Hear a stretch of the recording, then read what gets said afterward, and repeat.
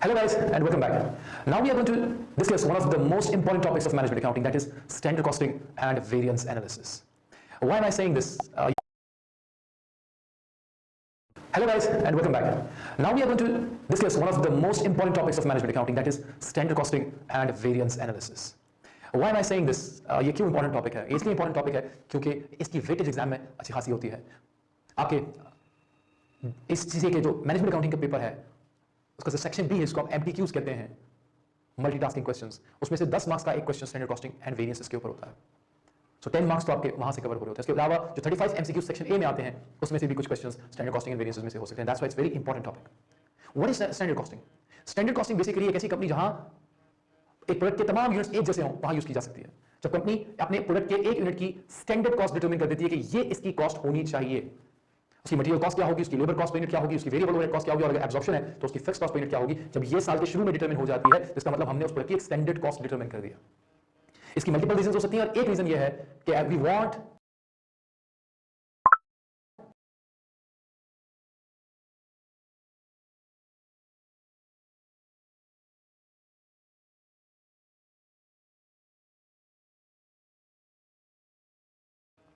इसकी multiple reasons हो सकती हैं और एक रीजन ये है कि we want our processes, our workers to be efficient. हम चाहते हैं कि हमारा प्रोडक्ट कम से कम कॉस्ट में बन जाए और कोई भी हमारी चीज वेस्ट ना हो. सो स्टैंडर्ड कॉस्ट तय हो जाती है और फिर वर्कर्स की जो एक्चुअल परफॉर्मेंस होती है या एक्चुअल कॉस्ट जो प्रोडक्ट की आ रही होती है वो स्टैंडर्ड कॉस्ट के साथ कंपेयर की जाती है. ये देखी जाती है कि क्या कॉस्ट एज पर स्टैंडर्ड आई है या कोई डिफरेंस आया है. तो जब भी कॉस्ट जो स्टैंडर्ड वाली होती है एक्चुअल कॉस्ट से डिफरेंट आती है तो जो डिफरेंस है उसको हम वेरिएंस कहते हैं.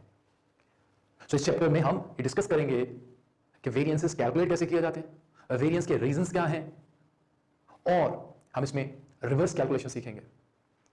सो नेक्स्ट वीडियो में हम डिफरेंट कॉस्ट वेरिएंसेस पढ़ना स्टार्ट करेंगे. Thank you.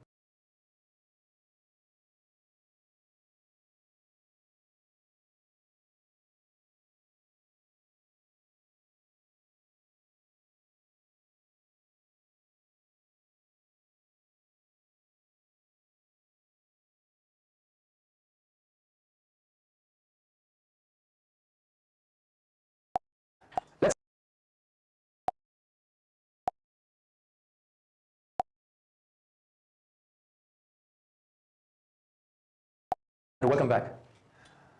Let's होना चाहिए, that's your standard price. So we call it standard price. That's our standard price and this is called usage, standard usage. ये हमारी standard usage है per unit. So अगर हम 2 kg में unit बनाते हैं और 1 kg 5 का होता है तो 1 यूनिट हमें 10 का पड़ेगा and that's called standard material cost per unit. इसी तरीके से लेबर के 3 आवर्स लगने चाहिए और 1 आवर के लिए वर्कर को हम $4 पे कर रहे हैं. सो 4 3 12. सो हमारी जो पर यूनिट कॉस्ट आएगी लेबर की इस यूनिट ऑफ प्रोडक्ट के ऊपर वो $12 आएगी. वेरिएबल ओवरहेड्स वही 3 आवर्स लग रहे हैं लेकिन वेरिएबल ओवरहेड्स दौरान खर्च हो रहे हैं $2. सो प्रोडक्ट आपको प्रोडक्ट की पर यूनिट कॉस्ट जो वेरिएबल ओवरहेड की होगी वो $6 की होगी. एंड देन अगर हम एब्जॉर्प्शन कॉस्टिंग यूज कर रहे हैं तो 3 आवर्स में यूनिट बन रहा है तो फिक्स कॉस्ट पर आवर हमने 5 यहां पर रखी हुई है, दिस इज 5 3 into 3 15. सो अब ये चारों कॉस्ट कंपोनेंट्स अगर हम ऐड करते हैं तो as per question the standard cost per unit of this product is going to be $43. यानी इसकी कॉस्ट $43 आनी चाहिए. जो उसका ग्रॉस प्रॉफिट पर यूनिट है that is 7 which is standard profit per unit, और 43 में 7 अगर आप ऐड करेंगे तो सेलिंग प्राइस आ जाएगी $50 की. यानी ये प्रोडक्ट $50 में बिकना चाहिए. That's what the standard says और ये साल के शुरू में बनेगा. So it's a plan. उसके बाद हमारी एक्सपेक्टेड या प्लान प्रोडक्शन जो है वो 10,000 यूनिट्स की है. हमारे बजटेड फिक्स्ड ओवरहेड्स जो हैं दैट्स फिक्स्ड ओवरहेड्स राइट, वो हमारे $1,50,000 हैं और हमारे बजटेड लेबर आवर्स यानी हमारे एक्सपेक्टेड नंबर ऑफ आवर्स जो हम इस पीरियड में कंज्यूम करेंगे वो 30,000 है. How we calculate different variances?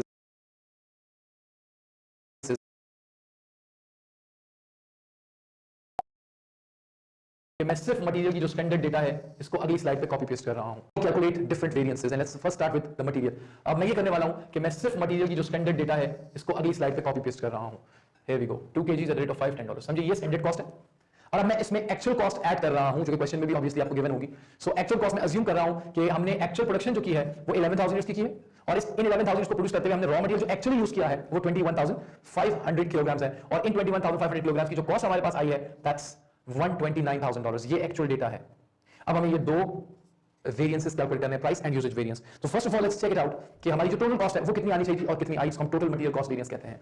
According to the question each unit should have cost as $10. तो याद रखिए ये स्टैंडर्ड कॉस्ट है. सो एक यूनिट की कॉस्ट हमारे पास 10 आनी चाहिए थी और फिर हम इसको एक्चुअल नंबर ऑफ यूनिट्स से मल्टीप्लाई करेंगे हम ये देखने के लिए कि 11,000 यूनिट्स को बनाने के लिए अगर स्टैंडर्ड के हिसाब से कॉस्ट लगती तो कितनी कॉस्ट आनी चाहिए थी। सो 11,000 से उसको मल्टीप्लाई कर देते हैं। 10 into 11,000 $1,10,000 होगा। यानी हमारे स्टैंडर्ड के हिसाब से 11,000 यूनिट्स की कॉस्ट $1,10,000 आनी चाहिए थी, लेकिन कॉस्ट आई कितनी है? 1,29,000 एक्चुअल कॉस्ट। सो 1,10,000 से ज्यादा है। सो इसका मतलब हमें ज्यादा कॉस्ट पड़ी है, और जब भी कॉस्ट ज्यादा आएगी प्रॉफिट कम आएगा, और जिस वेरिएंस की वजह से कॉस्ट ज्यादा और प्रॉफिट कम आ जाए वो वेरिएंस हमारा एडवर्स वेरिएंस कहलाता है। सो ये हमारा बेसिकली एडवर्स वेरिएंस हुआ है। और कितने का हुआ है? इसका और इसका डिफरेंस। स्टैंडर्ड कॉस्ट का, इसको स्टैंडर्ड कॉस्ट कहते हैं और इसको एक्चुअल कॉस्ट कहते हैं। तो स्टैंडर्ड कॉस्ट और एक्चुअल कॉस्ट का डिफरेंस जो है वो इस वक्त $19,000 का है, व्हिच मींस हमारी जो कॉस्ट आई है वो मटेरियल की वो $19,000 ज्यादा आई है। तो टोटल में हमारे पास $19,000 का एडवर्स वेरिएंस है। इसकी रीजन क्या हो सकती है? इसकी एक रीजन तो ये हो सकती है कि जितना मटेरियल आपने यूज करना था वो उससे ज्यादा यूज कर लिया, और ज्यादा यूज करने की वजह से कॉस्ट ज्यादा आ गई। दूसरा रीजन ये हो सकता है कि आपने मटेरियल जितने का परचेस करना था उससे महंगा परचेस कर लिया और उसकी वजह से कॉस्ट ज्यादा आ गई। अगर ये प्राइस की वजह से ज्यादा कॉस्ट पड़ी है तो उसको हम कहते हैं प्राइस वेरिएंस, और अगर ज्यादा मटेरियल यूज करने की वजह से ये आया है तो उसको मटेरियल यूजेज वेरिएंस कहेंगे। इसकी रिस्पांसिबिलिटी, प्राइस वेरिएंस की रिस्पांसिबिलिटी प्रोडक्शन परचेस डिपार्टमेंट पे होती है, और यूजेज वेरिएंस की रिस्पांसिबिलिटी प्रोडक्शन डिपार्टमेंट पे होती है। इसलिए बहुत जरूरी है कि हम 19,000 में से ये देखें कि कितना प्राइस की वजह से है और कितना यूजेज की वजह से है, ताकि लोगों की रिस्पांसिबिलिटीज मिक्स ना हो जाए। So let's first see ये प्राइस की वजह से कितना आया है। उसके लिए हमें देखना पड़ेगा हमारी 1 केजी की प्राइस जो हमने सेट की थी स्टैंडर्ड में वो कितनी थी। स्टैंडर्ड प्राइस हमारी थी $5 पर केजी। 1 केजी हमारा $5 का होना चाहिए था। सो हमने ये $5 यहां लिख दिया, and this is called standard price पर केजी। अब हम देखेंगे एक्चुअल पर केजी प्राइस कितनी है। अनफॉर्चुनेटली इस क्वेश्चन में एक्चुअल प्राइस पर केजी नहीं दी हुई, लेकिन हमें टोटल एक्चुअल कॉस्ट दी हुई है 1,29,000, और हमें ये भी पता है कि ये 21,500 किलोग्राम की कॉस्ट है। सो अगर हमें 1 केजी की कॉस्ट आई है तो जरा सोचिए हमें क्या करना होगा। जी हाँ, 129,000 को 21,500 से डिवाइड करना होगा तो हमें पता चलेगा हमारा 1 केजी हमें एक्चुअली कितने का पड़ा है। सो अगर आप कैलकुलेटर निकालिए और 129,000 को 21,500 से डिवाइड करें और प्राइस देखिए कि एक्चुअली क्या आई है। जी हाँ, मुझे आप लोगों की आवाज आ गई, इट्स $6 पर केजी। सो जो चीज आपको 5 में परचेस करनी थी वो आपने 6 में परचेस की। इसका मतलब आपका हर 1 केजी $1 महंगा परचेस किया गया है। सो ये 1 केजी का इंपैक्ट है। टोटल इंपैक्ट निकालने के लिए आपको देखना पड़ेगा कि आपने टोटल कितने केजीज परचेज या यूज किए हैं। This is 21,500। सो 21,500 किलोग्राम्स आपने ज्यादा परचेज किए हैं, सॉरी 21,500 किलोग्राम्स आपने परचेज किए हैं और हर केजी $1 महंगा परचेज किया है। तो टोटल इंपैक्ट 1 मल्टीप्लाई बाय 21,500 यानी $21,500 का आपका एडवर्स वेरिएंस है because of buying it for a higher price. So ये एडवर्स हो गया। गाइस अभी हमें पता चल गया कि हमारी कॉस्ट जो ज्यादा आई है उसमें से प्राइस का कितना इंपैक्ट है, और प्राइस की वजह से हमारे 21,500 ज्यादा कॉस्ट आई है। लेकिन एक इंटरेस्टिंग चीज देखिए वो ये है कि हमारी ओवरऑल कॉस्ट में जो इंपैक्ट है वो सिर्फ 19,000 का है। सो इसका मतलब हमने यूजेज में कॉस्ट सेव की है, वहां डेफिनेटली फेवरेबल वेरिएंस है। So let's calculate usage as well. So usage में हम ये देखते हैं कि हमें कितनी क्वांटिटी यूज करनी चाहिए थी, स्टैंडर्ड क्वांटिटी, और हमारे पास कितनी क्वांटिटी यूज की गई है। तो पहले हमें स्टैंडर्ड क्वांटिटी कैलकुलेट करनी पड़ेगी। स्टैंडर्ड क्वांटिटी के लिए we have to go back to the standard cost card, और स्टैंडर्ड कॉस्ट कार्ड हमें बता रहा था कि 1 यूनिट 2 केजी में बनना चाहिए था। सो अगर 1 यूनिट 2 केजी में बनना था तो जो एक्चुअल नंबर ऑफ यूनिट्स बने हैं 11,000, उस पर कितना रॉ मटेरियल यूज होना चाहिए था। तो 2 मल्टीप्लाई बाय 11,000 व्हिच मींस ये प्रोडक्शन 22,000 किलोग्राम्स में होनी चाहिए थी, और एक्चुअली कितने में हुई है 21,500। सो 21,500 में काम हुआ है वो काम जो स्टैंडर्ड के हिसाब से 22,000 किलोग्राम्स का था, which means 500 come kilograms use हुए हैं, सेविंग हो गई, कम रॉ मटेरियल यूज हुआ है, और 1 केजी की स्टैंडर्ड प्राइस $5 थी। तो 500 किलोग्राम्स अगर आपने कम यूज किए हैं और हर यूनिट हर केजी $5 का था तो टोटल सेविंग आपने कॉस्ट में कितनी की होगी? इट विल बी $2,500, 5 into 500, और ये फेवरेबल होगा क्योंकि रॉ मटेरियल कम यूज किया गया है। So now we are very much clear कि हुआ क्या है। परचेसिंग की वजह से 21,500 की कॉस्ट ज्यादा आई है, कम यूज करने की वजह से $2,500 की कॉस्ट सेविंग हो गई है।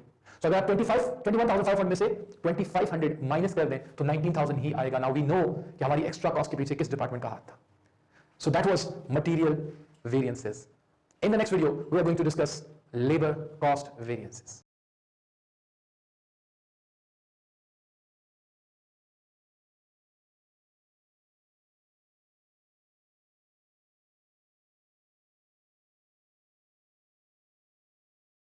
Okay guys, let's do one thing.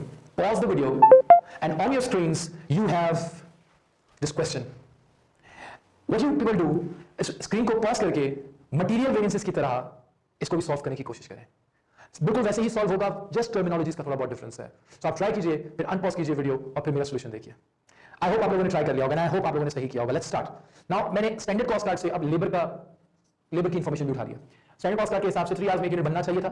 शुरू में जो मैंने आपको स्टैंडर्ड कॉस्ट कार्ड दिखाया, और एक आर के हमें $4 पे करने थे, जिसकी वजह से हमें 1 यूनिट $12 का पड़ रहा था लेबर के पॉइंट ऑफ व्यू से। जिस तरह मैंने मटेरियल की कॉस्ट बताई थी, यहां पर वो बता रहा हूं, वही 11,000 यूनिट्स प्रोड्यूस हुए हैं, बट आज 31,500 लगे और उन आज के हमने जो वर्कर्स को पे किया है वो 1,57,500 है। लेट्स चेक इट आउट कि लेबर कॉस्ट कितनी आनी चाहिए थी और कितनी आई, पहले टोटल में देख लेते हैं। Each unit should have cost as $12 and we have produced 11,000 units. So अगर आप 12 को 11,000 से मल्टीप्लाई करें तो इट्स गोना बी $1,32,000। स्टैंडर्ड के हिसाब से 11,000 यूनिट्स की कॉस्ट 1,32,000 आनी चाहिए थी, जबकि एक्चुअल कॉस्ट जो आई है वो 157,500 कॉस्ट आई है। So let's write it and see what's the difference. 157,500। सो 1,32,000 में से 157,500 माइनस करते हैं तो हमें $25,500 की एडिशनल कॉस्ट पड़ी है, और कॉस्ट ज्यादा है तो लेबर कॉस्ट वेरिएंस हमारा एडवर्स होगा, बिकॉज हमारी जो एक्चुअल कॉस्ट है वो हमारी स्टैंडर्ड कॉस्ट से ज्यादा है। अगेन हमें चेक करना पड़ेगा कि ये किस डिपार्टमेंट या किसकी वजह से हुआ है। इसमें एक इंपैक्ट लेबर रेट का हो सकता है लेबर को ज्यादा रेट से पे किया गया हो, उसकी मल्टीपल वजह हो सकती है। एक वजह ये हो सकती है कि हो सकता है एक्सेसिव ओवरटाइम कर लिया और इसमें प्रीमियम होने की वजह से रेट बढ़ गया और कस्टमर की रिक्वेस्ट पे उससे डायरेक्ट कॉस्ट ट्रीट हो रही है, और इसका कोई भी और वजह हो सकती है। So whatever the reason may be, लेकिन एक रीजन आपकी इस कॉस्ट के पीछे ज्यादा रेट से वर्कर को पे करना है। सो लेट्स चेक इसमें लेबर रेट का इंपैक्ट कितना है। उसके बाद हम देखेंगे कि लेबर की एफिशिएंसी यानी टाइम ज्यादा या कम लगाने की वजह से कॉस्ट में कितना इंपैक्ट आया, क्योंकि अगर आप टाइम ज्यादा लगाओगे कॉस्ट ज्यादा आएगी, अगर कम टाइम लगाओगे कॉस्ट कम आएगी। सो रेट कितना होना चाहिए था, शुड हैव बीन 4।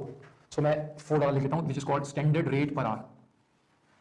और फिर actual rate per hour calculate करते हैं। Actual rate per hour calculate करने के लिए आपको अपनी एक्चुअल कॉस्ट को अपनी एक्चुअल आवर से डिवाइड करना होगा टू फाइंड आउट कि एक्चुअली कितना रेट हमने पे किया है। So if you divide 157,500 by 31,500 तो आपको पता चल जाएगा कि आर्ली रेट क्या है, और ये आर्ली रेट है $5।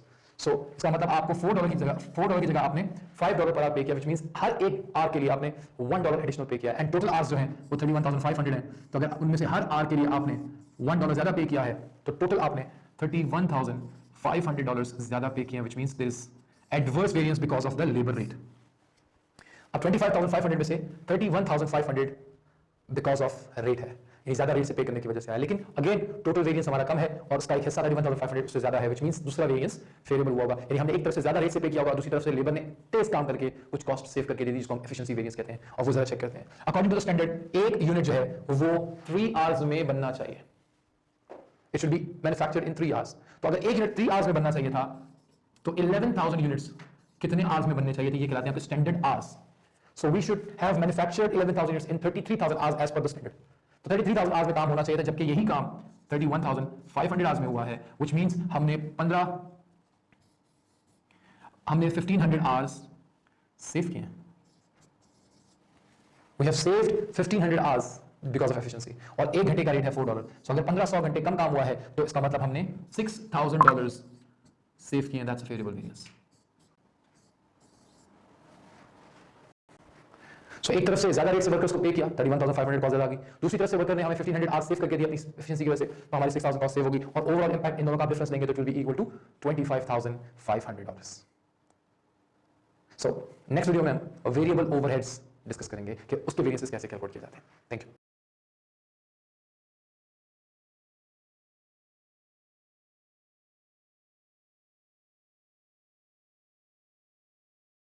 सो गाइस अगेन पॉज करें वीडियो, आपकी स्क्रीन के ऊपर क्वेश्चन है, आपकी स्क्रीन के ऊपर फॉर्मूलाज हैं, एंड ट्राई सॉल्विंग इट, और फिर वीडियो अनपॉज करके लेक्चर देखिए। सो आई होप आप लोगों ने सॉल्व कर लिया होगा एंड करेक्टली सॉल्व किया होगा। Let's see the solution. अब जैसे लेबर कॉस्ट, मटेरियल कॉस्ट, इस तरह वेरिएबल ओवरहेड कॉस्ट का मैंने स्टैंडर्ड डेटा उठा लिया कॉस्ट कार्ड से। According to the standard the unit should have taken 3 hours each, for each hour you will be spending $2 per our, और total per unit cost जो आपकी आएगी variable overhead वाली वो $6 आएगी। अब हमें चेक करना है कि $6 के हिसाब से अगर कॉस्ट आती तो टोटल स्टैंडर्ड कॉस्ट क्या होती। सो एक यूनिट की कॉस्ट अगर 6 है और प्रोडक्शन वही 11,000 चली आ रही है, सो 6 into 11,000 मींस आप $66,000 के अंदर आपका काम हो जाना चाहिए था। आपकी कॉस्ट वेरिएबल ओवरहेड की $66,000 आनी चाहिए थी इन 11,000 यूनिट्स को प्रोड्यूस करने में, जबकि एक्चुअल कॉस्ट आई है 78,750। सो 78,750 हम यहां से माइनस कर लेते हैं और हम देखते हैं कि हमारी कॉस्ट क्या आई एक्स्ट्रा। सो 66,000 में से अगर आप 78,750 माइनस करते हैं तो it is going to be $12,750 adverse, क्योंकि अभी फिर कॉस्ट ज्यादा आई है। सो वेरिएबल ओवरहेड्स भी हमारी जितनी आनी चाहिए थी, जितनी कॉस्ट आनी चाहिए उससे ज्यादा कॉस्ट आई है। इसकी रीजन क्या है, या तो हमने पर आज जो वेरिएबल ओवरहेड स्पेंड करना था वो ज्यादा स्पेंड किया, जिसको हम एक्सपेंडिचर वेरिएंस कहते हैं, और आप रेट वेरिएंस भी कह सकते हैं इसको, बट मोस्ट सुटेबल जो यूज होता है इसी में that's expenditure variance, but it can be called as variable overhead rate variance. So ज्यादा रेट से स्पेंडिंग की होगी, सो इससे कॉस्ट ज्यादा होगी, या फिर वर्कर ने ज्यादा देर में काम किया होगा और ज्यादा देर में काम करने की वजह से ज्यादा ओवरहेड्स खर्च हो गए होंगे, ज्यादा बिजली खर्च होगी, एनर्जी ज्यादा खर्च होगी। सो उसको कहते हैं वेरिएबल ओवरहेड एफिशिएंसी वेरिएंस, जब आप ज्यादा या कम टाइम में काम करते हो। So let's check it out, expenditure कितना है और फिर वेरिएबल ओवरहेड एफिशिएंसी वेरिएंस कितना है। अकॉर्डिंग टू स्टैंडर्ड एक आवर में $2 खर्च होने चाहिए थे वेरिएबल ओवरहेड्स। सो अगर एक आर में $2 खर्च होने थे, और हमें देखना ये है कि एक्चुअल खर्च कितना हुआ है पर आर। एक्चुअल अगेन हम निकालने के लिए 78,500 को आपको डिवाइड करना पड़ेगा 31,500 से। जब आप 78,750 को डिवाइड करेंगे 31,500 से, तो आपको पता चल जाएगा एक्चुअली पर आर कितना खर्च हुआ है। So if you divide it, the answer is going to be $2.5 per are. सो हर 1 घंटे में $0.5 का एक्सपेंडिचर ज्यादा हुआ है, और टोटल जितने आवर्स गुजरे हैं उसको मल्टीप्लाई कर देंगे ताकि टोटल कॉस्ट इंपैक्ट पता चल जाए। तो 0.5 अगर हर घंटे में ज्यादा खर्च हुआ तो 31,500 तक कितना खर्चा ज्यादा हुआ होगा मल्टीप्लाई कर देंगे। So if we multiply 0.5 with 31,500, तो हमारे पास एडिशनल कॉस्ट कितनी आई होगी वो हमें पता चल जाएगी। सो जस्ट क्विकली कैलकुलेट कि इसकी कॉस्ट क्या आएगी। ओके, आई होप आप लोगों ने कैलकुलेट कर लिया होगा। So it's $15,750 adverse. So ये कॉस्ट $15,750 एडवर्स इसलिए आई है क्योंकि आप एक्सपेंडिचर ज्यादा किया। So that's expenditure variance adverse। अब देखते हैं वर्कर्स ने अपनी एफिशिएंसी की वजह से कुछ सेविंग करके दी है या उनकी इनएफिशिएंसी की वजह से भी हमें कॉस्ट ज्यादा देनी पड़ी है।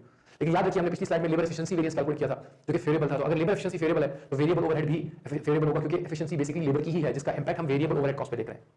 So let's take out 1 unit 3 hours में बनना था और 11,000 यूनिट्स कितने आवर्स में 33,000, जबकि एक्चुअली वो 31,500 में बने। So 1500 आवर्स सेव किए वर्कर्स ने, जिसकी वजह से आपकी वेरिएबल ओवरहेड $2 के रेट से सेव होगी। हर आवर में वेरिएबल ओवरहेड $2 खर्च हो रहे थे, तो 1500 आवर्स जब कम लगेंगे तो टोटल सेविंग जो होगी वो 2 × 1500 यानी $3,000 की आपकी वेरिएबल ओवरहेड की सेविंग है, और ये फेवरेबल वेरिएंस है।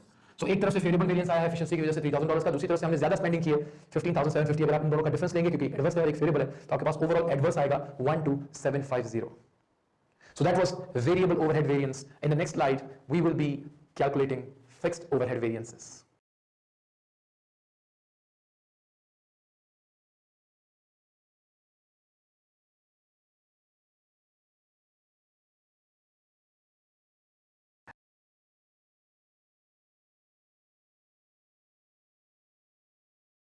Hello guys and welcome back. Let's now move towards the most trickiest part of variances, and that is fixed overhead variances. To understand the fixed overhead variances, हमें पहले understand करना है fixed overheads की nature. आपको पता है fixed overheads का नाम फिक्स्ड ओवरहेड्स इसलिए है क्योंकि ये ओवरहेड्स डायरेक्टली एक्टिविटी लेवल के साथ चेंज नहीं होते। If you work more hours और यू प्रोड्यूस मोर यूनिट्स, तो इसका ये मतलब नहीं है कि फिक्स कॉस्ट भी बढ़ेगी, वो एक्टिविटी लेवल के साथ नहीं बढ़ती है। फिक्स कॉस्ट हम हमेशा लमसम में पे करते हैं। फैक्ट्री बिल्डिंग का रेंट है तो हम ओनर को फैक्ट्री बिल्डिंग का रेंट लमसम पे करेंगे, एक्टिविटी लेवल की बेस पे यूजुअली पे नहीं करते। तो वो लमसम खर्च होता है, तो उसका जो एक्सपेंडिचर होता है फिक्स कॉस्ट का वो कभी भी पर यूनिट बेसिस पे नहीं हो रहा होता, वो लमसम खर्च हो रहे होते हैं। लेकिन when it comes to recovering the cost from customers को, अगर एब्जॉर्प्शन कॉस्टिंग यूज कर रहे हैं तो हम कस्टमर को फिक्स कॉस्ट सारी लमसम नहीं चार्ज कर सकते। कोई कस्टमर हमारे पास 1 यूनिट परचेज करने के लिए आ रहा होगा, कोई एक से ज्यादा परचेज करने के लिए आ रहा होगा, तो हम क्या करते हैं, हम पर यूनिट फिक्स कॉस्ट चार्ज करते हैं अपने कस्टमर को। अपनी प्राइस के अंदर हम फिक्स कॉस्ट का भी एक पर यूनिट हिस्सा डाल देते हैं जिसको हम एब्जॉर्प्शन रेट कहते हैं, फिक्स कॉस्ट पर यूनिट कहते हैं, FPOH per unit, fix production overhead per unit कहते हैं। और हम उस रेट से अपने कस्टमर से अपनी कॉस्ट रिकवर कर रहे होते हैं। तो याद रखिए दो बातें अलग हैं, एक फिक्स कॉस्ट स्पेंड करना है जो कि हम लमसम बेसिस पे एक साथ स्पेंड करते हैं, और एक होता है रिकवर करना कस्टमर से जो हम पर यूनिट बेसिस पे रिकवर करते हैं। ये दोनों चीजें अलग हैं। So whenever you see fix cost per unit in a question, it means it's a recovery rate और इट्स एन एब्जॉर्प्शन रेट। इससे हम स्पेंड नहीं कर रहे इस रेट से, बल्कि हम इससे रिकवर कर रहे हैं अपने कस्टमर से। So in this question fix cost per unit is 15, यानी हम अपने कस्टमर से हर यूनिट पे $15 चार्ज कर रहे हैं ताकि हम अपनी फिक्स कॉस्ट कवर कर सकें। और ये 15 कैसे आया, 3 आवर्स में एक यूनिट बनना था और एब्जॉर्प्शन रेट पर आज जो था वो $5 था। सो 5 × 3 15, तो इस प्रोडक्ट से हम $15 पर यूनिट रिकवरी कर रहे हैं जो हम कस्टमर को इसको बेचेंगे। अब हमें एक दफा टोटल वेरिएंस देखना है फिक्स ओवरहेड का, और ये देखना है कि हमने टोटल कितना रिकवर किया होगा। पहले हम ये देख लेते हैं। Since we are recovering at the rate of 15, तो हमने 15 लिख दिया, और चूंकि हमने वही यूनिट्स बेचने हैं जो हमने बनाए होंगे एक्चुअली, और हमने एक्चुअली बनाए हैं 11,000 यूनिट्स, तो हम 15 को 11,000 से मल्टीप्लाई करके ये देखते हैं कि हमने कितनी रिकवरी कर ली होगी ओवरहेड्स की, उसको हम कहते हैं एब्जॉर्ब ओवरहेड्स। ये वेरिएंस जो अभी हम कैलकुलेट करने जा रहे हैं ये सिर्फ एब्जॉर्प्शन कॉस्टिंग में कैलकुलेट किया जाता है, क्योंकि फिक्स कॉस्ट पर यूनिट के हिसाब से सिर्फ एब्जॉर्प्शन में रिकवरी होती है। मार्जिनल कॉस्टिंग में कभी भी फिक्स कॉस्ट पर यूनिट को चार्ज नहीं किया जाता। सो 15 मल्टीप्लाई बाय 11,000 ये हमें बताएगा हमने कितने ओवरहेड्स रिकवर कर लिए हैं, कितने ओवरहेड्स एब्जॉर्ब कर लिए हैं या कैपिटलाइज कर लिए हैं। सो 15 × 11,000, 15 × 11,000 इज इक्वल टू $1,65,000। इसके बरक्स हमने खर्च कितने कर लिए हैं वो भी देख लेते हैं। एक्सपेंडिचर जो हमने किया है, एक्चुअल एक्सपेंडिचर, दैट इज $1,60,000। सो 1,60,000 हमने खर्च किए हैं, जबकि रिकवर हमने 1,65,000 किए हैं। सो 165,000 और 165,000 हमने ज्यादा रिकवरी की है, एंड ज्यादा रिकवरी का मतलब ज्यादा प्रॉफिट। सो $5,000 हमारा फेवरेबल वेरिएंस होगा because we have recovered more and spent less. जब भी हम स्पेंड कम करेंगे हमारा प्रॉफिट बढ़ेगा। So we can say we have earned more profit because of fix cost over recovery. $5,000 हमने ज्यादा रिकवर कर लिया। अब ये ज्यादा रिकवर क्यों किए होंगे, क्या रीजन बनी होगी? इसके पीछे 2 रीजन हैं।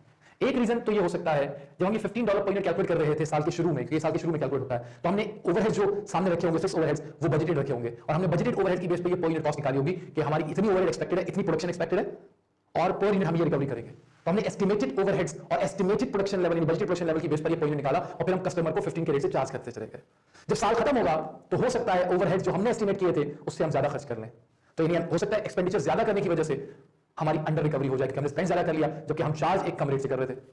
दूसरी रीजन ये हो सकती है कि हम प्रोडक्शन ज्यादा या कम कर लें, क्योंकि जब हम ज्यादा प्रोडक्शन करेंगे तो हम ज्यादा सेल्स करेंगे और जब हम ज्यादा सेल्स करेंगे तो ज्यादा रिकवरी हो रही होगी कस्टमर से और हम फेवरेबल वेरिएंस इंकर कर रहे होंगे।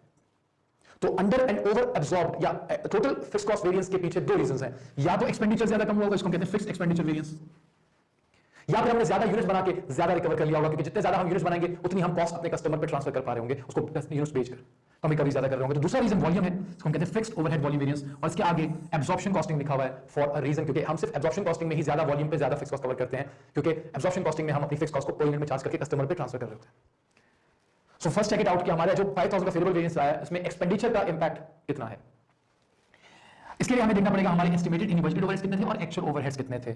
बजटेड ओवरहेड्स हमारे यहां से हमें पता चलेंगे budgeted overheads. So in the question हमारे पास टोटल बजटेड ओवरहेड्स नहीं दिए हुए, लेकिन हमें fix cost per unit budgeted दी हुई है और बजटेड प्रोडक्शन दी हुई है, तो हम क्या कर सकते हैं इन दोनों को मल्टीप्लाई करके टोटल में कन्वर्ट करके देख सकते हैं हमारे बजटेड ओवरहेड्स होंगे कितने। सो 15 into 10,000। तो जब भी आपको बजटेड ओवरहेड्स गिवन ना हो तो आप अपने एस्टिमेटेड पर यूनिट कॉस्ट को बजटेड प्रोडक्शन से मल्टीप्लाई कर दें तो टोटल ओवरहेड्स आपको पता चल जाएंगे एंड इट विल बी 1,50,000। इसका मतलब we expected that we will be spending $1,50,000 at the start of the year. तो अगर हमने एक्सपेंडिचर प्लान किया था 1,50,000 और उसी की बेस पे $15 पर यूनिट निकाला था और बाद में हमें पता चला हमने स्पेंड किए 1,60,000, तो इसका मतलब हमने $10,000 कम रिकवर किए होंगे बिकॉज ऑफ स्पेंडिंग मोर, क्योंकि हम तो 1,50,000 सोच के बैठे हुए थे और उसी के हिसाब से हमने पर यूनिट निकाला था और उसी के हिसाब से हम कस्टमर को चार्ज कर रहे थे। Later on we discovered at the end of the period कि हमने $10,000 ज्यादा खर्च कर लिए और रिकवरी कम की होगी, तो $10,000 हमारे पास एडवर्स आ रहा होगा। अब हमने एक्सपेंडिचर तो ज्यादा कर लिया और उसकी वजह से हमारी 10,000 रिकवरी कम हुई, लेकिन ओवरऑल हमने 5,000 ज्यादा ही रिकवर किए। इसका मतलब ये जो एक तरफ से हमने एक्सपेंडिचर ज्यादा करके अंडर रिकवरी की है, इसको हमने ज्यादा प्रोडक्शन करके कवर किया होगा, अपने कस्टमर से रिकवरी की होगी, उसको हम वॉल्यूम वेरिएंस कहते हैं, उसको भी चेक कर लेते हैं। पहले हमें देखना है कि हमने कितने यूनिट्स प्रोड्यूस किए हैं। एक्चुअली आपको पता है हमने 11,000 यूनिट्स प्रोड्यूस किए हैं, सो हमने रिकवरी जो की होगी वो 11,000 यूनिट्स की होगी, जबकि हमने प्लान किया था कि हम सिर्फ 10,000 यूनिट्स बनाएंगे, तो 1,000 यूनिट्स हमने ज्यादा बनाए होंगे और ये ज्यादा बिकेंगे भी, फिर तो एक 1,000 यूनिट्स की कॉस्ट ज्यादा रिकवर हो रही होगी और एक यूनिट के ऊपर हम फिक्स कॉस्ट कितना चार्ज कर रहे थे 15 FOH पर यूनिट। सो इस इन 1,000 यूनिट्स एडिशनल यूनिट्स की वजह से 15 के रेट से हमने $15,000 ज्यादा रिकवर किए हैं वॉल्यूम की वजह से, और चूंकि प्रोडक्शन ज्यादा हुई होगी इसकी वजह से रिकवरी भी ज्यादा होगी, इसलिए ये कहलाएगा फेवरेबल वेरिएंस। अब आप देखिए, एक तरफ हमने ज्यादा प्रोडक्शन करके अपने कस्टमर से 15,000 ज्यादा ओवरहेड्स रिकवर कर लिए हैं, दूसरी तरफ हमने स्पेंडिंग भी ज्यादा कर ली 10,000, तो नेट इंपैक्ट क्या आया, इधर से 15,000 आए इधर 10,000 गए, हमें 5,000 का बेनिफिट हो गया overall favourable variance. But remember volume variance is always under absorption costing, ये मार्जिनल कॉस्टिंग में ये वेरिएंस नहीं आता। एंड क्यों नहीं आता ये हम डिस्कस करेंगे जब हम सेल्स वेरिएंस डिस्कस करेंगे नेक्स्ट वीडियोस के अंदर। अगली वीडियो में हम फिक्स्ड ओवरहेड वॉल्यूम वेरिएंस को मजीद दो हिस्सों में स्प्लिट करना सीखेंगे और ये देखेंगे कि वॉल्यूम अगर ज्यादा हुआ है तो उसके पीछे रीजन क्या है। Thank you.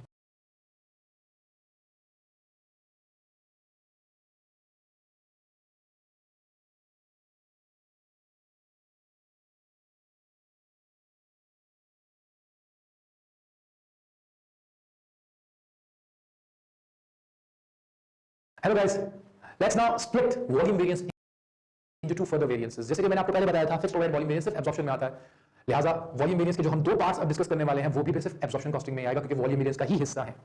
हम बेसिकली ये देखना चाहते हैं कि जो हमने ज्यादा 1,000 यूनिट्स प्रोड्यूस किए हैं उसके पीछे रीजन क्या है। अगर अपने आप पर फोकस करें, अगर आपको क्वेश्चंस की प्रैक्टिस करनी हो तो आप ज्यादा प्रैक्टिस कैसे कर सकते हो। एक तरीका तो ये है कि आप ज्यादा देर तक बैठो, ज्यादा आवर स्पेंड करो पढ़ने में और ज्यादा क्वेश्चन सॉल्व कर लो। इसी तरह वर्कर्स भी जब ज्यादा प्रोडक्शन करते हैं तो उनके लिए कभी-कभार ज्यादा देर तक बैठना पड़ता है, तो जो उनकी अपनी कैपेसिटी होती है उससे ज्यादा कैपेसिटी तक वो बैठ जाते हैं, ज्यादा आवर्स लगा देते हैं और फिर ज्यादा प्रोडक्शन कर जाते हैं, और ये जब आप इस वजह से ज्यादा प्रोडक्शन करते हो तो उसको कहते हैं कैपेसिटी वेरिएंस। दूसरी वजह ये हो सकती है कि टाइम उतना ही है लेकिन आपने तेज काम कर लिया, आपने ज्यादा क्वेश्चन जरा जल्दी सॉल्व कर लिया, you spend less time on every question, तो आपने ज्यादा क्वेश्चन सॉल्व कर लिए गिवन टाइम के अंदर।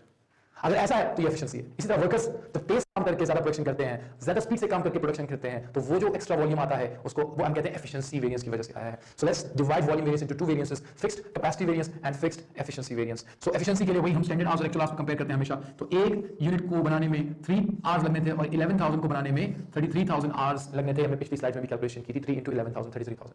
यही काम 31,500 आवर्स में हुआ है, व्हिच मींस 1500 आवर्स सेव कर लिए। अब 1500 आवर्स आपने सेव कर लिया, यानी आपने 31,500 आवर्स में 33,000 आवर्स की प्रोडक्शन की है, और जब ज्यादा प्रोडक्शन की होगी तो रिकवरी ज्यादा भी होगी और 1500 घंटे की ज्यादा रिकवरी भी होगी, और 1500 आवर्स में पर आवर रिकवरी जो है वो आपको क्वेश्चन से पता चलेगी, पर आवर रिकवरी $5 है। Most of the students exam pressure में वो एफिशिएंसी या कैपेसिटी में पर यूनिट रेट यूज कर लेते हैं, जो कि गलत है, क्योंकि ब्रैकेट के अंदर आवर्स की बात हो रही है प्रोडक्शन की नहीं, तो कभी भी आवर्स पर यूनिट रेट से मल्टीप्लाई नहीं हो सकते, पर आवर रेट से ही मल्टीप्लाई होंगे 5 से। सो हमने ज्यादा रिकवरी की है ड्यू टू एफिशिएंसी, $7,000 का फेवरेबल वेरिएंस आ गया। तो जो पिछली वीडियो में वॉल्यूम वेरिएंस 15,000 फेवरेबल आया था, उसमें से 7,500 का जो फेवरेबल वेरिएंस है that is because of efficiency, तेज काम करने की वजह से। बाकी 7,500 का मतलब कैपेसिटी की वजह से है, अपनी कैपेसिटी से ज्यादा देर तक काम करने की वजह से है। अच्छा, ये फेवरेबल इसलिए है क्योंकि कम टाइम में काम किया गया है, तेज काम किया गया है। अब आ जाते हैं कैपेसिटी पे। कैपेसिटी में हम बजटेड और एक्चुअल आवर्स को कंपेयर करते हैं। सो इससे फर्क नहीं पड़ता आप एक्चुअल आवर्स पहले लिखते हो या बाद में लिखते हो। We need to concentrate on the concept rather than कौन सी चीज पहले लिखें कौन सी बाद में लिखें। We are interested in the difference of these two. हमें तो डिफरेंस देखना है कि क्या डिफरेंस था। सो बजटेड आवर्स हमारे कितने थे, हमें देखना पड़ेगा कि हमने कितने आवर्स साल के शुरू में एस्टिमेट किए थे कि हम काम करेंगे, 30,000। सो हमने बेसिकली वर्कर्स को 30,000 आवर्स का एक्टिविटी लेवल दिया था कि 30,000 आवर्स काम करना है। अब उन्होंने काम कितने आवर्स का किया है, कितने आवर्स तक किया है। जैसे अगर मैं आपको कुछ प्रैक्टिस क्वेश्चंस के लिए दूं और मैं आपको कहूं you have 2 hours and you have to solve 10 questions in 2 hours. अब अगर आप 2 की बजाय 3 आवर्स तक बैठ जाएं तो आप 1 आवर ज्यादा बैठे हैं अपनी कैपेसिटी से। तो ज्यादा देर तक बैठने के बाद you are supposed to be solving more questions and more questions mean more production. इसी तरह वर्कर जब 30,000 की बजाय 31,500 आवर्स तक काम करेंगे तो 1,500 आवर्स जब जो ज्यादा देर तक काम करेंगे तो we expect them to produce more. और इस 1500 एक्स्ट्रा घंटों में उन्होंने एक्स्ट्रा प्रोडक्शन की होगी और वो एक्स्ट्रा प्रोडक्शन ने ज्यादा रिकवरी करके दी होगी। और रेट क्या है 5 इंटू 1500, ये भी 7,500 है और ये भी फेवरेबल है क्योंकि ज्यादा देर तक काम करने का मतलब ज्यादा प्रोडक्शन। अब यू विल बी वंडरिंग, एक जगह ज्यादा घंटे काम करने की वजह से एडवर्स आता है, दूसरी जगह ज्यादा देर काम करने की वजह से फेवरेबल आता है। How is that? देखिए, जब आपको एफिशिएंसी वेरिएंस निकालना है तो याद रखिए we compare standard hours with actual hours and if standard hours are more than actual hours, इसका मतलब यह है कि ज्यादा देर का काम कम देर में किया गया है, इट मींस फेवरेबल है, टाइम सेव करके दिया है। जबकि कैपेसिटी वेरिएंस जब हम कैलकुलेट करते हैं तो हम बजटेड आवर्स को एक्चुअल आवर्स के साथ कंपेयर करते हैं और अगर उसमें बजटेड आवर्स एक्चुअल आवर्स से क्या है ज्यादा है, इसका मतलब क्या है, इसका मतलब यह है ज्यादा देर तक काम करना था और हमने उससे कम देर तक काम किया। हमने अपने कुछ आवर्स लूज किए हैं, आइडल टाइम हो सकता है, व्हाटएवर टाइम हो सकता है, हमने उतने आवर्स तक काम नहीं किया जितने आवर्स तक हमें काम करना चाहिए था, तो वी लॉस्ट कैपेसिटी। इसलिए ये एडवर्स वेरिएंस कहलाएगा क्योंकि आपने उतने आवर्स नहीं यूज किए जितने आवर्स अवेलेबल थे। सो आपने उतने आवर्स नहीं यूज किए जितने अवेलेबल थे, इसलिए कम प्रोडक्शन की होगी और कम प्रोडक्शन का मतलब एडवर्स वेरिएंस। सो ये था fixed efficiency and fixed capacity variance और ये दोनों वॉल्यूम वेरिएंस का हिस्सा है। लिहाजा ये दो वेरिएंसेस सिर्फ एब्जॉर्प्शन कॉस्टिंग के अंदर ही कैलकुलेट किए जाते हैं। नेक्स्ट वीडियो में हम सेल्स वेरिएंसेस डिस्कस करेंगे। Thank you.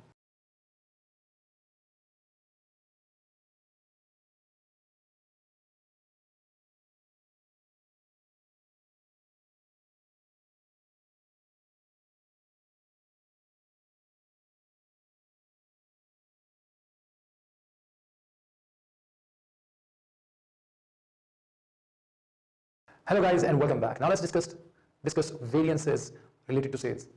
सेल्स रेवेन्यू की वजह से जो वेरिएंस आता है वो कैसे आता है उसको हम डिस्कस करते हैं। पहली चीज, सेल्स की वजह से जो आपके प्रॉफिट में इंपैक्ट आता है वो तो एक इंपैक्ट तो इस वजह से आ सकता है कि आपने अपनी चीज अपनी स्टैंडर्ड प्राइस से ज्यादा या कम में सेल किया, यानी सेल्स प्राइस वेरिएंस। तो पहले हम सेल्स प्राइस वेरिएंस कैलकुलेट करते हैं। Let's look at the question.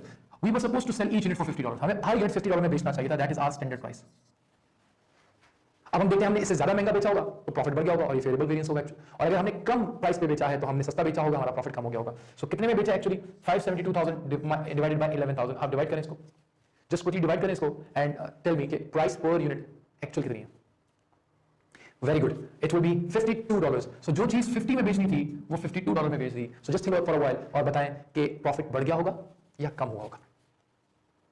Obviously, $2 महंगा बेचने की वजह से $2 एक्स्ट्रा ही आए होंगे, so प्रॉफिट बढ़ गया होगा, that's a favorable variance. So it's a favorable variance.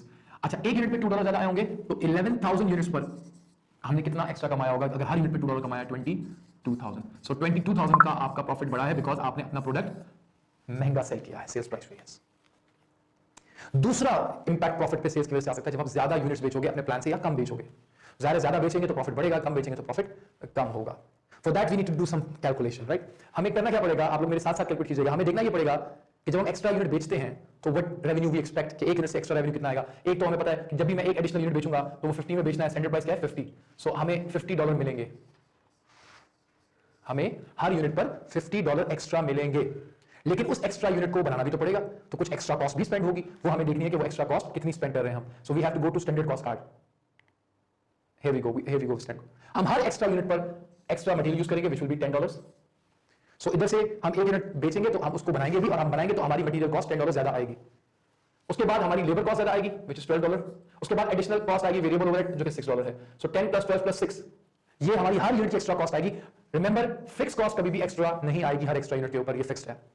लेकिन वेरिएबल एक्स्ट्रा आएगी तो 10 + 12 22 + 6 $28 हमारी हर यूनिट की एडिशनल कॉस्ट आएगी जब भी हम एडिशनल यूनिट बेचेंगे। वो यूनिट हम बेचते कितने का है 50 का, हर 50 में से $28 तो हमारी उसी पे खर्च हो जाएगी, तो हमें बचेगा कितना? $22. This is selling price, this is variable cost, so the resulting thing will be called contribution. ये हमारा स्टैंडर्ड कंट्रीब्यूशन पीरियड है। सो वी नो दैट जब भी हम एक एक्स्ट्रा यूनिट बेचेंगे तो हमारे प्रॉफिट में $22 का इजाफा होगा। सो हमारा जो प्रॉफिट बढ़ेगा वो $22 के रेट से बढ़ेगा जब भी हम एक एडिशनल यूनिट बेचेंगे। So let's go to sales variances और $22 यहां लिख लेते हैं, स्टैंडर्ड कंट्रीब्यूशन पर यूनिट। हमने कितने यूनिट्स बेचे हैं? 11,000। हमें कितने बेचने थे? 10,000 जो बजटेड है। So we sold 1,000 units more than what we planned, और हर यूनिट पे प्रॉफिट $22 बढ़ेगा, तो जो टोटल प्रॉफिट हमारा बढ़ेगा that will be $22,000 because of volume variable. So 1,000 extra units 22 के हिसाब से हमें $22,000 प्रॉफिट में ऐड करके देंगे। चूंकि मैंने यहां पर कंट्रीब्यूशन उठाया है, ये कहलाता है सेल्स कंट्रीब्यूशन वॉल्यूम वेरिएंस, और आप सबको पता है कंट्रीब्यूशन का कांसेप्ट मार्जिनल कॉस्टिंग में होता है। अब आपको इंटरेस्टिंग चीज बताता हूं। देखिए, हम अपने कस्टमर को $50 चार्ज कर रहे थे, और $50 क्यों चार्ज कर रहे थे? उसमें $10 मटेरियल के लिए चार्ज कर रहे थे, $12 लेबर कॉस्ट के लिए चार्ज कर रहे थे, 22, 6 वेरिएबल ओवरहेड के लिए चार्ज कर रहे थे, 28। अगर मार्जिनल कॉस्टिंग है तो कॉस्ट हम इतना ही चार्ज कर रहे थे, बाकी जो 50 से 28 से ऊपर हम चार्ज कर रहे थे $22, वो हम कंट्रीब्यूशन चार्ज कर रहे थे। लेकिन अगर आप एब्जॉर्प्शन कॉस्टिंग पे गौर करें तो एब्जॉर्प्शन कॉस्टिंग में हम $28 की जो वेरिएबल कॉस्ट है उसके साथ साथ $15 की फिक्स कॉस्ट भी चार्ज कर रहे थे, और $43 हमारी कॉस्ट थी और $7 का हम कस्टमर से प्रॉफिट ले रहे थे। तो जब हम एक एक्स्ट्रा यूनिट बेचेंगे अपने प्लान से तो हमें 50 एक्स्ट्रा मिलेंगे, एक्स्ट्रा मटेरियल जाएगा, एक्स्ट्रा लेबर जाएगी, एक्स्ट्रा वेरिएबल जाएंगे, फिक्स नहीं जाएगा, तो फिक्स कॉस्ट की भी हमारी सेविंग हो जाएगी 15 के रेट से, और $7 का हमें प्रॉफिट भी मिलेगा, और टोटल हो जाएगा 22। लेकिन एब्जॉर्प्शन कॉस्टिंग में हमने 15 की जो एक्स्ट्रा रिकवरी है फिक्स कॉस्ट की, वो already fixed overhead volume variance में हमने रिकॉर्ड कर लिया था पिछली वीडियो में, और हमने वहां पर fixed overhead volume variance record किया था 15 के रेट से, इसीलिए मैंने वहां लिखवाया था कि ये सिर्फ एब्जॉर्प्शन में होता है। अब 22 का जो एक्स्ट्रा प्रॉफिट है उसमें से 15 की फिक्स कॉस्ट रिकवरी थी एब्जॉर्प्शन में, वो हम ऑलरेडी रिकॉर्ड कर चुके हैं। अगर मैं दोबारा वॉल्यूम वेरिएंस 22 के हिसाब से रिकॉर्ड करूंगा एब्जॉर्प्शन में तो डबलिंग हो जाएगी। इसलिए जब आप एब्जॉर्प्शन कॉस्टिंग यूज करते हो तो फिक्स ओवरहेड वॉल्यूम वेरिएंस अलग निकलता है $15 के हिसाब से इस क्वेश्चन को देखते हुए, और एक्स्ट्रा $7 जो आपको मिल रहा है वो प्रॉफिट के नाम से रिकॉर्ड होगा, और वो सेल्स प्रॉफिट वॉल्यूम वेरिएंस होगा 7। तो 7 यहां 15 फिक्स में रिकॉर्ड हो गया, तो पूरे 22 रिकॉर्ड हो रहे हैं, बस फर्क सिर्फ इतना है मार्जिन 22 एक साथ रिकॉर्ड होता है, और एब्जॉर्प्शन में 7 as a profit volume variance record होता है, और $15 as a fixed overhead volume variance record होता है। तो सर इसका मतलब ये हुआ कि एब्जॉर्प्शन कॉस्टिंग में दो वॉल्यूम वेरिएंस होते हैं, एक फिक्स्ड ओवरहेड वॉल्यूम वेरिएंस और एक sales profit volume variance. Yes, और मार्जिनल में सिर्फ एक वॉल्यूम वेरिएंस होता है और उसको कहते हैं हम सेल्स कंट्रीब्यूशन वॉल्यूम वेरिएंस। सो 7 11,000 माइनस 10,000, सो $7,000 यहां आ गया। तो अगर मैं अब आपको टैली करके दूं तो आप देखिएगा ये मैच कर रहा है। $7,000 ये वाला वॉल्यूम वेरिएंस है, लेट्स गो बैक, और $15,000 ये वाला वॉल्यूम वेरिएंस है। 15 प्लस 7 22,000, सो 22,000 आपने रिकॉर्ड कर लिया है, और इधर हमने 22,000 एक साथ रिकॉर्ड कर लिया है। दैट्स व्हाई अगर आप मार्जिनल कॉस्टिंग में फिक्स ओवरहेड वॉल्यूम वेरिएंस अलग रिकॉर्ड करोगे तो ये कॉन्सेप्चुअली भी गलत है और मैथमेटिकली भी गलत है कि आपने दो दफा एक चीज रिकॉर्ड कर ली। So that was sales variances. Next video में हम ऑपरेटिंग स्टेटमेंट बनाना सीखेंगे, और उसमें हम देखेंगे कि हम किस तरीके से प्रॉफिट्स को रिकंसाइल करते हैं। Thank you.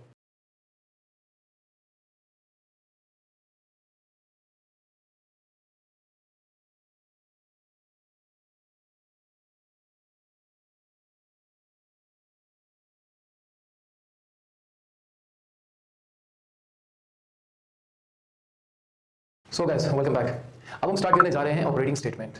It's a part and parcel of your standard costing and variance analysis. हमने वेरिएंसेस कैलकुलेट करना सीख लिया, अब उनको एक प्रॉपर स्टेटमेंट की फॉर्म में लेकर आना है जिसमें एक अपर मैनेजमेंट को हम एक रिपोर्ट जो बना के देंगे कि वेरिएंसेस कितने थे, क्या थे, हमने कितना प्रॉफिट प्लान किया था और कितना प्रॉफिट एक्चुअली इंकर किया, सो दैट जो भी बंदा उस रिपोर्ट को देख रहा है उसको आइडिया हो जाए कि कितना प्रॉफिट प्लान था, क्या क्या वेरिएंसेस हुए, और एंड में क्या एक्चुअल प्रॉफिट कमाया गया। And that statement is called operating statement. अब हम एब्जॉर्प्शन से भी देखेंगे और इसको मार्जिनल से भी देखेंगे।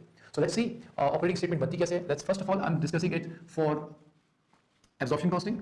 So starting with absorption costing. Absorption costing की ऑपरेटिंग स्टेटमेंट स्टार्ट होती है बजटेड प्रॉफिट से, रिमेंबर दिस। और इसमें हम करते क्या है, हम अपने बजटेड प्रोडक्शन को, सेल्स को मल्टीप्लाई करते हैं अपने स्टैंडर्ड प्रॉफिट पर यूनिट से। सो जो अभी हमने पीछे कैलकुलेशंस की थी, you get these figures from there. So standard profit per unit यानी साल के शुरू में जो हमने स्टैंडर्ड कॉस्ट कार्ड के अंदर प्रॉफिट सेट किया था $7, उसको हम इससे मल्टीप्लाई करेंगे। तो 7 multiply by 10,000 will give us the profit that we expected at the start of the year, यानी बजटेड प्रॉफिट। सो 7 into 10,000 70,000, ये था हमारा वो प्रॉफिट जो साल के शुरू में हमने प्लान किया था। उसके बाद कुछ वेरिएंस अगर हुए, कुछ डिफरेंसेस आए, और सबसे पहला डिफरेंस आया था sales profit variance volume variance की शक्ल में। और याद रखिएगा ये एब्जॉर्प्शन में हम sales profit volume variance calculate करते थे, इसलिए यहाँ भी सेल्स प्रॉफिट वॉल्यूम वेरिएंस आएगा। यानी जो वॉल्यूम हमने एक्चुअली सेल किया वो डिफरेंट था बजट से, तो उसकी वजह से जो प्रॉफिट में वेरिएशन आई, sales profit volume variance, we have discussed in detail. So वो फेरिएबल था तो हम ऐड कर देंगे, क्योंकि जो भी फेरिएबल वेरिएंस होता है उसकी वजह से प्रॉफिट बढ़ गया होता है। सो 7,000 हमारा प्रॉफिट बढ़ा बजट के मुकाबले में बिकॉज ऑफ वॉल्यूम, तो 7,000 इसमें ऐड कर दिया, $77,000 आया। ये $77,000 को हम स्टैंडर्ड प्रॉफिट भी कहते हैं। बजटेड प्रॉफिट में और स्टैंडर्ड प्रॉफिट में 7 दोनों जगह कॉमन है, यानी पर यूनिट प्रॉफिट दोनों जगह स्टैंडर्ड वाला है, एक्टिविटी लेवल का डिफरेंस है। तो ये बजटेड प्रॉफिट के लिए हम बजटेड सेल्स यूज करते हैं और स्टैंडर्ड प्रॉफिट के लिए हम एक्चुअल सेल्स फिगर यूज करते हैं। तो 11,000 into 7 इज इक्वल टू 77,000। अब ये हमारा स्टैंडर्ड प्रॉफिट आ गया। इस स्टैंडर्ड प्रॉफिट के बाद हम इसमें अपने प्राइस की वजह से जो इंपैक्ट आया था प्रॉफिट पे, जिसको हम सेल्स प्राइस वेरिएंस कहते हैं, वो ऐड करेंगे। वो 22,000 फेवरेबल था, तो फेवरेबल वेरिएंस ऐड हो जाएगा और $99,000 की फिगर आ जाएगी। इसके बाद सिंस हमने पहले ही सेल्स के वेरिएंसेस एडजस्ट कर लिए हैं, तो अब हम इसके अंदर कॉस्ट के वेरिएंसेस एडजस्ट करेंगे जो भी थे। उसके आसान तरीका ये है कि हम एक कॉस्ट वेरिएंसेस की कैटेगरी बनाएं, जिसमें हम एक फेवरेबल का कॉलम बनाएं और एक हम एडवर्स का कॉलम बनाएं, और फेवरेबल वेरिएंसेस जितने भी हैं उनको हम फेवरेबल के कॉलम में लिखें और एडवर्स वाले सारे एडवर्स के कॉलम में लिखें।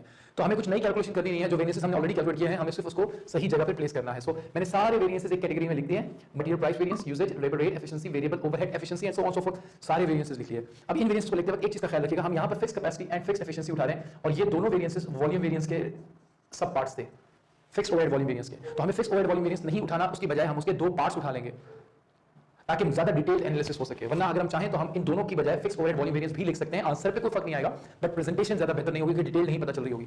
सो मेक श्योर आप volume fix overhead volume variance और ये एक साथ ना लिखें, वरना आप इसका मतलब आप एक ही इंपैक्ट को दो दफा दिखा रहे होंगे। तो फिक्स ओवरहेड वॉल्यूम वेरिएंस की जगह हमने fix capacity variance and fix efficiency variance लिख दिया, जिसका सम वॉल्यूम वेरिएंस के बराबर ही आएगा। सो प्राइस वेरिएंस एडवर्स था, हमने एडवर्स के कॉलम में लिखा, यूजेज वेरिएंस फेवरेबल था, लेबर रेट एडवर्स था। ये सारी कैलकुलेशंस हम ऑलरेडी कर चुके हैं पिछली वीडियोस के अंदर। सो मैंने जस्ट उन फिगर्स को अपने अपने कॉलम्स में लिख दिया। सारे फेवरेबल वेरिएंसेस को आप ऐड करें। So it will be better कि आप लोग मेरे साथ साथ अपने कैलकुलेटर पे ये कैलकुलेशन करें। सो add all the favourable variances, video pause करें और सारे फेवरेबल ऐड करें and see if this figure is right और नॉट। और इसी तरह एडवर्स को ऐड करें और फिर उसके बाद आगे की कैलकुलेशन करें। सो पॉज करके ये कैलकुलेशन कर लें। अब एडवर्स 26,500, सॉरी फेवरेबल 26,500 है, व्हिच मींस हमारा प्रॉफिट 26,500 बड़ा है एक तरफ, दूसरी तरफ हमारा प्रॉफिट 78,750 कम हुआ है। तो नेट इंपैक्ट क्या होगा 52,750, यानी इन दोनों का डिफरेंस। और चूंकि एडवर्स ज्यादा है तो अल्टीमेटली भी एडवर्स वेरिएंस ही शो होगा 52250। अब हम 99,000 में से जब 52250 माइनस करेंगे यानी कॉस्ट के वेरिएंसेस, तो what are we going to get? We are going to get our actual profit $46,750। अब हमें पता चल गया कि हमने कितने प्रॉफिट से प्लान स्टार्ट किया था और एक्चुअली हमने कितना प्रॉफिट कमाया और इसके बीच में रीजंस क्या हुए। Now the question here arises is कि सर एग्जाम में फॉर 2 मार्क्स क्या हमें इतना सब कुछ करना पड़ेगा? नो। एग्जाम में जो क्वेश्चन आपके पास आएगा उसमें वो क्या कर सकता है, वो आपको बजटेड प्रॉफिट या स्टैंडर्ड प्रॉफिट में से कोई एक प्रॉफिट दे देगा, वेरिएंसेस दे देगा, या तो इकट्ठे करके या अलग अलग करके, और आखिर में सिर्फ आपको कहेगा कि एक्चुअल प्रॉफिट क्या होगा वो बता दीजिए। तो वो सारी चीजें करके दे चुका होगा, आपने सिर्फ ऐड और लेस करके एक्चुअल प्रॉफिट निकालना, और वाइस वर्सा हो सकता है एक्चुअल प्रॉफिट दे दे और बजटेड या स्टैंडर्ड प्रॉफिट मालूम कर ले, उसमें सारे वेरिएंसेस रिवर्स डायरेक्शन में ऐड होंगे। जब आप एक्चुअल प्रॉफिट से स्टैंडर्ड प्रॉफिट या बजटेड प्रॉफिट तक जाओगे तो एडवर्स ऐड होना शुरू हो जाएंगे और फेवरेबल माइनस होना शुरू हो जाएंगे, जिस तरह हमने यहां पर फेवरेबल को ऐड किया था और एडवर्स को माइनस किया था। सो ये था operating statement for absorption costing. अब हम देखते हैं operating statement for marginal costing. So difference को याद रखिएगा, operating statement for marginal costing जो है वो स्टार्ट होती है बजटेड कंट्रीब्यूशन से, वहां स्टार्ट हो रहा था बजटेड प्रॉफिट से। सो हमने वही बजटेड यूनिट्स उठाए, but standard profit per unit से मल्टीप्लाई करने के बजाय हमने इसको स्टैंडर्ड कंट्रीब्यूशन पर यूनिट से मल्टीप्लाई किया टू फाइंड आउट कि साल के शुरू में जो एक्टिविटी लेवल हमने प्लान किया था, जो कॉस्ट स्ट्रक्चर था हमारा, उसकी बेस पर हमारा कंट्रीब्यूशन कितना एक्सपेक्टेड था, 220,000। उसके बाद वॉल्यूम वेरिएंस आएगा, बट यहां जो वॉल्यूम वेरिएंस आएगा वो सेल्स कंट्रीब्यूशन वॉल्यूम वेरिएंस आएगा। इफ यू रिमेंबर हमने पहले डिस्कस किया था ये सेल्स वेरिएंसेस के अंदर, so you can go back to the sales variance video and check कि हमने उसमें क्या कैलकुलेशन की थी। So sales contribution volume variance यहां ऐड होगा 22,000, क्योंकि ये फेवरेबल था, तो ये ऐड हो जाएगा और हमारे पास आंसर आएगा 242,000। जिस तरह एब्जॉर्प्शन में वॉल्यूम वेरिएंस ऐड करके स्टैंडर्ड प्रॉफिट आया था, यहां पर स्टैंडर्ड कंट्रीब्यूशन आएगा, वही फर्क है, यहां यूनिट्स बजटेड हैं और यहां एक्चुअल हैं। सो जब आप एक्चुअल नंबर ऑफ यूनिट से अपना standard profit per unit multiply करोगे तो स्टैंडर्ड प्रॉफिट आएगा। सो ये बहुत छोटा सा फर्क है, budgeted contribution, standard contribution, but it will make a big difference in the exam अगर आपने इसको सही से नहीं समझा। बजटेड यूनिट से बजटेड प्रॉफिट आता है, एक्चुअल नंबर ऑफ यूनिट से स्टैंडर्ड प्रॉफिट आता है या स्टैंडर्ड कंट्रीब्यूशन आता है। उसके बाद सेल्स प्राइस वेरिएंस, क्योंकि वो दोनों कॉस्टिंग मेथड में इसका कोई फर्क नहीं पड़ता, इसलिए 22,000 हमने सेल्स प्राइस वेरिएंस इसमें ऐड कर दिया, ये भी फेवरेबल था, एंड वी गॉट 2,64,000 आ गया। जैसे हमने वहां पर एब्जॉर्प्शन में कॉस्ट वेरिएंस क्लब कर लिए थे, एक साथ लिख लिए थे सारे, इस तरह यहां पर भी कॉस्ट वेरिएंस एक साथ लिखेंगे, लेकिन क्योंकि मार्जिनल कॉस्टिंग है तो हम थोड़ा सा मार्जिनल कॉस्टिंग वाला फॉर्मेट फॉलो कर रहे हैं और हम इसके अंदर पहले सिर्फ वेरिएबल कॉस्ट के वेरिएंसेस को एक साथ लिख रहे हैं। सो वेरिएंसेस तो वही थे, हमने ऑलरेडी कैलकुलेट किए हुए थे, वेरिएबल के तो सारे सेम है। So from price variance two variable overhead expenditure variance, ये वाले तो दोनों जगह कॉमन है, सो नो चेंज, हमने सिर्फ वेरिएबल को एक तरफ कर दी और जो फेवरेबल थे उनको एक कॉलम में लिख दिया, जो एडवर्स थे उनको हमने एक कॉलम में लिख दिया, और फिर टोटल फेवरेबल वेरिएंसेस का टोटल किया, एडवर्स का टोटल किया, दोनों का डिफरेंस लिया।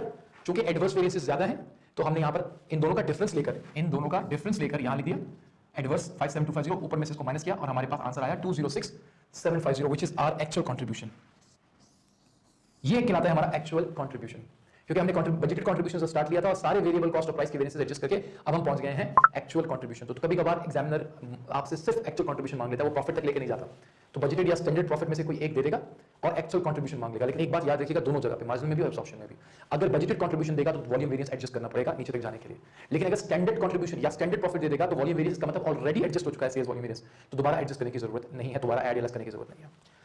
सो एक्चुअल कंट्रीब्यूशन आ गया। अब एक्चुअल कंट्रीब्यूशन के बाद हमें जाना है प्रॉफिट तक, और आपको पता है कंट्रीब्यूशन से प्रॉफिट तक जब जाया जाता है तो फिक्स कॉस्ट माइनस की जाती है। तो हम क्या कर रहे हैं यहाँ पर, हम यहाँ से फिक्स कॉस्ट भी माइनस कर रहे हैं। अच्छा, कंट्रीब्यूशन ये रहा और फिक्स कॉस्ट ये रही। अब फिक्स कॉस्ट जब माइनस करेंगे तो याद रखिएगा पहले हम बजटेड फिक्स कॉस्ट माइनस करेंगे, नॉट एक्चुअल, क्योंकि अगर हमने डायरेक्टली यहाँ से एक्चुअल फिक्स कॉस्ट माइनस करी तो हमारे पास एक्चुअल प्रॉफिट आ जाएगा। लेकिन देखने वाले को ये नहीं पता चलेगा कि क्या कोई फिक्स कॉस्ट में भी कोई वेरिएंस हुआ था, उसको नहीं पता चलेगा कि फिक्स कॉस्ट में भी कोई चेंज आया था या नहीं आया था। तो हम एक डिटेल छुपा रहे होंगे। तो इससे बेटर है कि पहले हम बजटेड फिक्स कॉस्ट माइनस करें, व्हिच वाज 1,50,000। ये हमने माइनस किया, हमारे पास ये आंसर आया। लेकिन if you look at the question तो उसमें एक्चुअल फिक्स कॉस्ट जो थी वो $10,000 ज्यादा थी, 1,60,000 थी। आप पिछली स्लाइड्स में जाकर चेक कर सकते हैं, पिछली वीडियोस में। सो 10,000 ज्यादा थी, हमने अभी 150 माइनस किए, तो हमें 10,000 मजीद माइनस करना पड़ेगा। और ये इफ यू रिमेंबर ये फिक्स एक्सपेंडिचर वेरिएंस था, that was fix expenditure variance 10,000। Adverse है तो हम माइनस कर देंगे, अगर ये फेवरेबल होता तो हम ऐड कर देते। और इसके बाद आप देखिए एक्चुअल प्रॉफिट आ गया। एंड इत्तेफाक से कोइंसिडेंटली मार्जिनल का और एब्जॉर्प्शन का प्रॉफिट सेम आ रहा है। एंड इसकी वजह marginal costing and absorption costing के लेक्चर्स याद कर लें। प्रोडक्शन और वॉल सेल्स जब दोनों सेम हो सेम पीरियड में तो दोनों का प्रॉफिट सेम आता है। हमारे क्वेश्चन के अंदर बजटेड सेल्स और एक्चुअल सेल्स और एक्चुअल प्रोडक्शन दोनों 11,000 यूनिट्स थी, इसलिए प्रॉफिट में कोई फर्क नहीं आया। सो दैट वाज ऑपरेटिंग स्टेटमेंट। और एग्जाम के अंदर 2 मार्क्स के लिए यू मे बी आस्क्ड कि आप एक प्रॉफिट से दूसरा प्रॉफिट निकालें with the help of variances. So I hope it's now clear that what is operating statement, for what purpose is it prepared, and how is it prepared, and how is it going to be examined in your exams. Thank you.